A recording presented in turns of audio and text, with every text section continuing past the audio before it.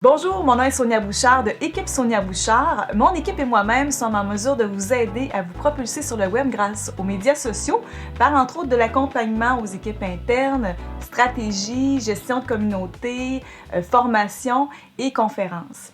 Alors, comme vous avez pu remarquer dans les dernières capsules vidéo, j'ai le plaisir de vous présenter des gens qui baignent tout autour de mon univers. Aujourd'hui, j'ai le plaisir de vous présenter une personne particulière, je dirais, un monsieur intriguant, une personne intrigante que j'ai rencontrée il y a quelques années lors d'une formation. Et même à la suite de cette formation-là, je lui ai demandé, j'aimerais ça mieux te connaître. Encore aujourd'hui, je souhaite le connaître davantage. Je vous présente monsieur Alexandre Vézina. Ici présent. Salut Alexandre. Bonjour Sonia. Salut. Alors toi, tu te définis comme entrepreneur, conseil et auteur. C'est bien ça? Tout à fait. C'est cela. Donc, je suis contente que tu aies accepté. Merci beaucoup. Merci de m'avoir reçu. Ben oui. Puis c'est ça, je veux encore mieux te connaître. Et je pense également que les gens souhaitent mieux te connaître également, parce que t'es une personnalité laquelle on voit à l'occasion. Pas tout le temps. Quand même, tu te fais assez discret, mais quand même qui fait sa place dans le monde des affaires. Alors ça, je veux te connaître un petit peu plus. Oui. Alors, qui es-tu, mon cher? Ben, écoute, Sonia, comme tu le sais, je suis entrepreneur conseil. Donc, oui. Un entrepreneur conseil, c'est quoi? Oui. Je suis propriétaire de quelques entreprises. Oui, combien en passant? 5 présentement. Oui, quand même. Dans des domaines différents. OK. Et ensuite, je fais du service conseil au niveau de la croissance des entreprises. OK. Et tu as débuté quand? Ça fait combien d'années que tu fais ça? Mais j'ai commencé à faire de l'accompagnement au niveau des propriétaires d'entreprises, okay. surtout dans le cadre de démarrage d'entreprise, okay. au début des 2007-2008 okay. à peu près. Donc, j'ai formé beaucoup de personnes à démarrer des entreprises à ce moment-là. Puis, vu que je coordonnais les activités aussi d'un centre de formation plus dédié en entrepreneuriat, okay. On avait développé d'autres formules, d'autres suivis par la suite pour les entrepreneurs qui étaient presque un peu plus en maturité, en croissance, en transfert d'entreprise. Et avec mon équipe de l'époque, on avait développé plusieurs services puis d'accompagnement. Okay. Donc, j'ai gardé cette veine-là. Puis, tant qu'à travailler avec des propriétaires d'entreprises, c'est sûr que ça t'a donné le goût un petit peu. Piqûre aussi en même temps. Donc, c'est sûr, je faisais de la consultation aussi à ce moment-là. Mais également, en tant qu'entrepreneur, j'ai commencé à investir, à acheter des parts d'entreprise.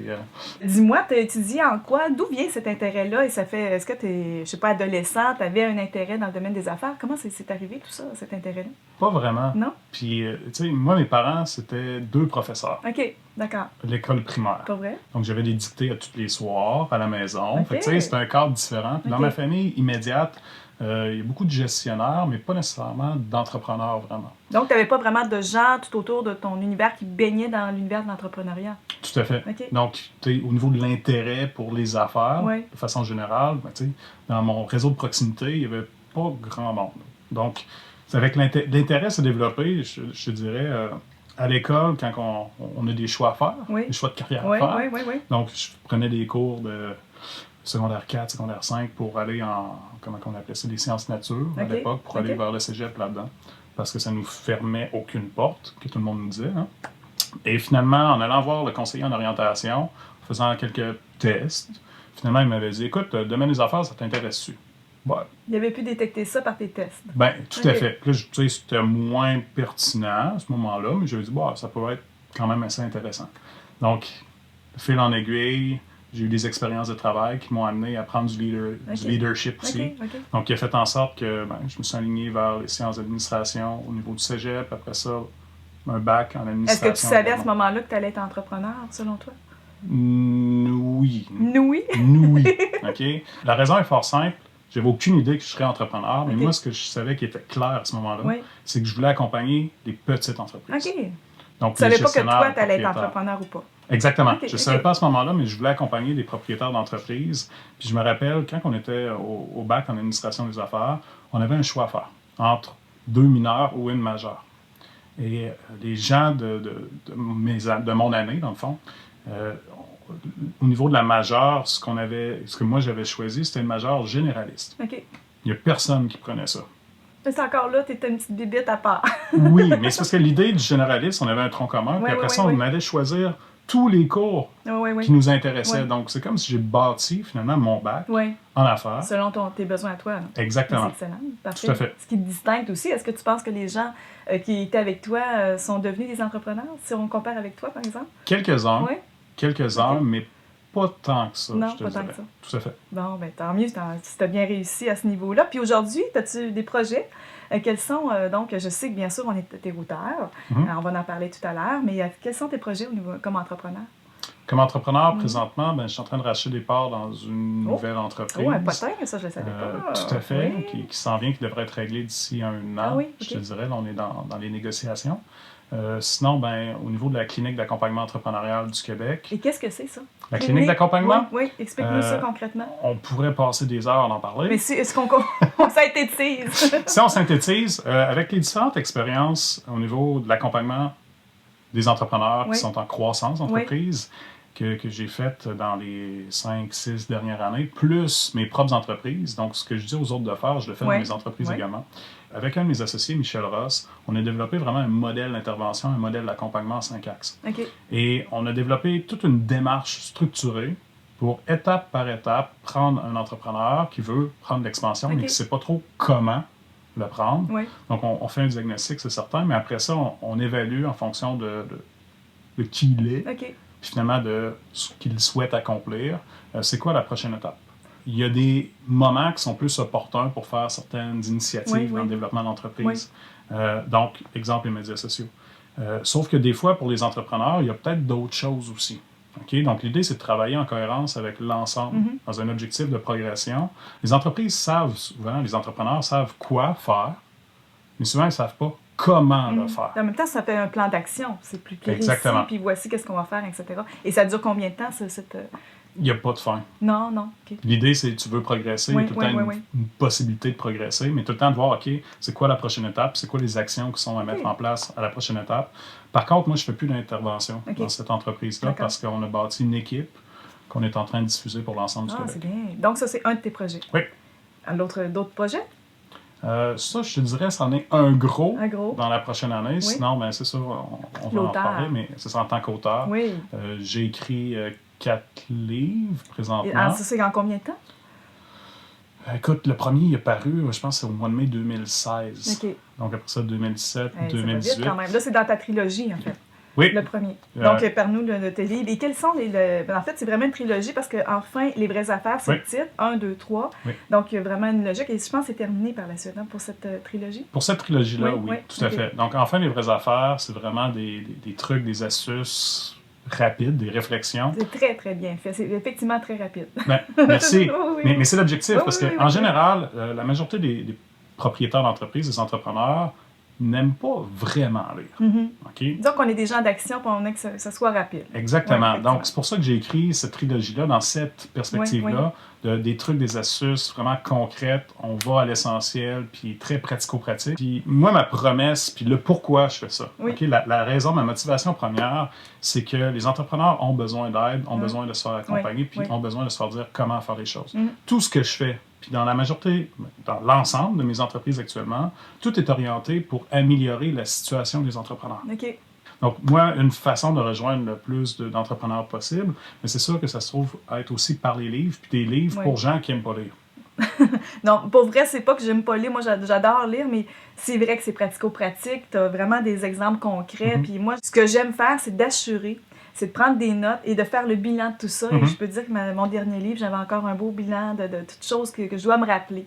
En fait, puis non, ben bravo pour ce que tu as fait. Puis là, donc, tu en as d'autres qui s'en viennent? Tout à fait. Donc, ça, c'était une trilogie. On l'a fini, je l'ai fini.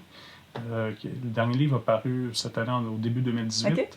Finalement, mon prochain livre pour entrepreneurs, qui s'appelle 2x4. OK. Et pourquoi 2x4? Est-ce que c'est indiscret de demander?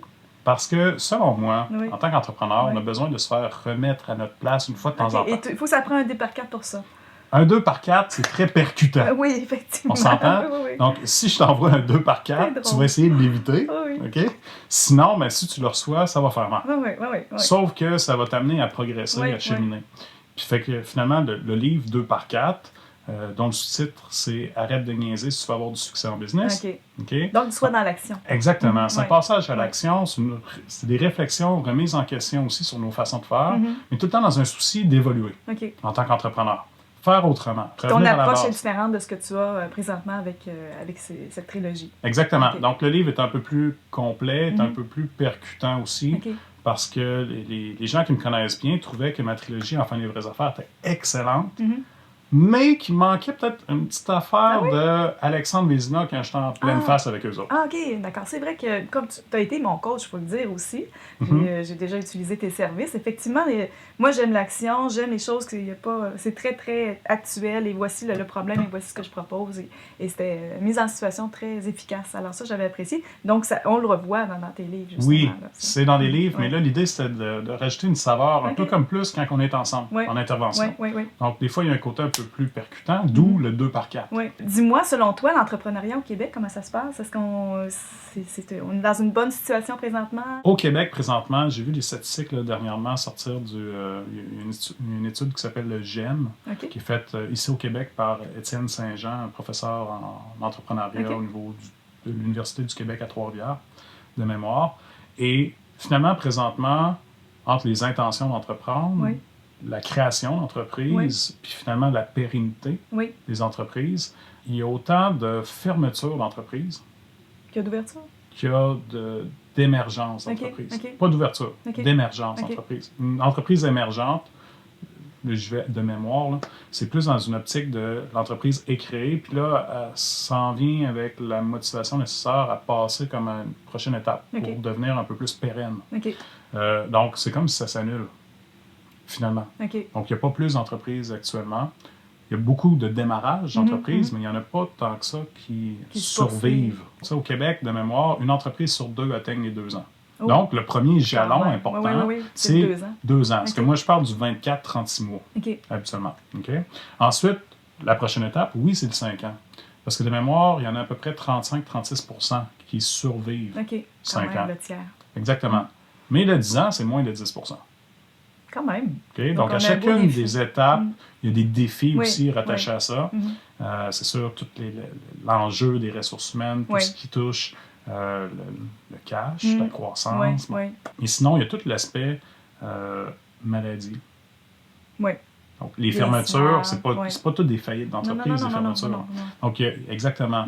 Puis le rachat d'entreprise, les fusions des entreprises. Tu m'intrigues encore toujours. Il va falloir qu'on revienne. C'est correct. L'aspect mystérieux, ça se cultive. Ah oui, t'as ça. T'es bon pour cultiver. C'est tout à fait. Si on souhaite communiquer avec toi pour en savoir davantage pour tes cellules de propulsion ou d'avoir tes livres et le prochain également, de quelle façon on communique avec toi? C'est quand même assez simple. Oui. www. Oh, attends. Faut que je fasse une petite barre. www.alexandrevézina.com. OK, donc c'est de cette façon-là. Oui. Je te remercie vraiment beaucoup d'avoir accepté. Puis effectivement, tu m'intrigues encore. Alors, il va falloir qu'on se revoie par la suite parce que justement, tu es vraiment une personne extrêmement intéressante. Je te remercie beaucoup d'être venu. Merci à toi. Merci pour l'invitation. Merci.